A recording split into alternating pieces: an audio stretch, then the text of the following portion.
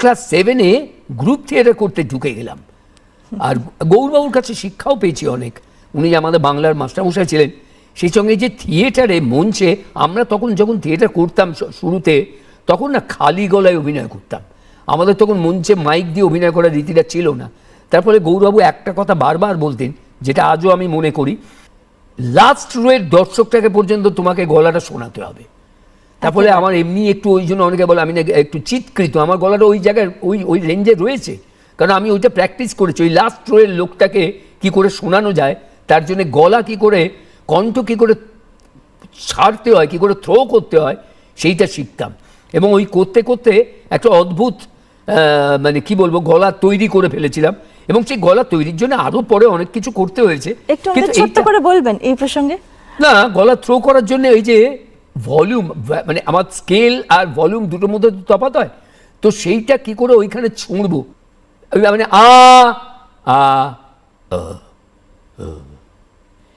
এইটা এখন এই যে যেটা করছি এটা আরো জোরে করতে পারি। আচ্ছা, তো সেইটাই যে থ্রো গুলো করে, এবং এইটা করতে করতে কি হয়, যত থ্রো করি তত গলাটা সেট হয়। আপনি তো তখন পড়াশোনাও করছেন স্কুলে, তার সঙ্গে সঙ্গে আপনি অভিনয় করছেন, মঞ্চে অভিনয় করছেন। তারপর আমার স্কুলের আমার দুই বন্ধু, তাদের ডাক নাম হচ্ছে কাতু আর কুতু। তো কাতু কুতু, তার দাদা ছিলেন হিমাদ্রি ভট্টাচার্য, তিনি মৃণাল সেনের চিফ সাউন্ড রেকর্ডিস্ট ছিলেন ছবিতে। হিমাদ্রির একটা স্টুডিও ছিল তখন বাগবাজার। তো হিমাদ্রিদের স্টুডিওয় তা আমি গিয়ে বসে থাকতাম, শুধু ওনার রেকর্ডিং দেখতাম। আর ওইখানে সেই সময়কার সমস্ত বড় বড় থিয়েটার এবং ফিল্মের মানুষরা আসতেন, রেকর্ডিং হতো নাটকের, সিনেমায়।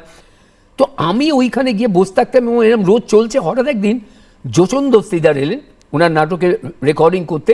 তা যোচনদা আমাকে দুদিন ধরে দেখেছে, থার্ড দিন হিমাদ্রিদাকে বলছে আচ্ছা ওকে রোজ দেখি, ওকে? তখন হিমাদ্রিদা বললো আমার ভাইয়ের বন্ধু, ক্লাসমেট, ও পাগল, এই অভিনয় করবে আর এইখানে সে রোজ সকাল থেকে বসে থাকে। আর আমি ওই ফাঁক পেলেই ওখানে চলে যেতাম।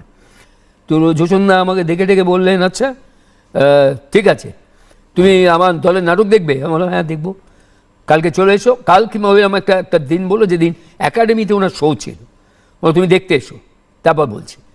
আমি চলে গেলাম নাটক দেখতে। যোচনদার নাটক দেখার পর বললেন তুমি আমার দলে আসবে? আমি হ্যাঁ আসবো। চলে গেলাম। ক্লাস তখন 9। তো 9, 10, 11 এই 3টে বছর আমি যোচনদার দলে ছিলাম। এবং অদ্ভুত ব্যাপার, তখন ক্লাস 9, আমি তখন থাকি উত্তর কলকাতায় আর যোচনদার বাড়ি দক্ষিণ কলকাতায়।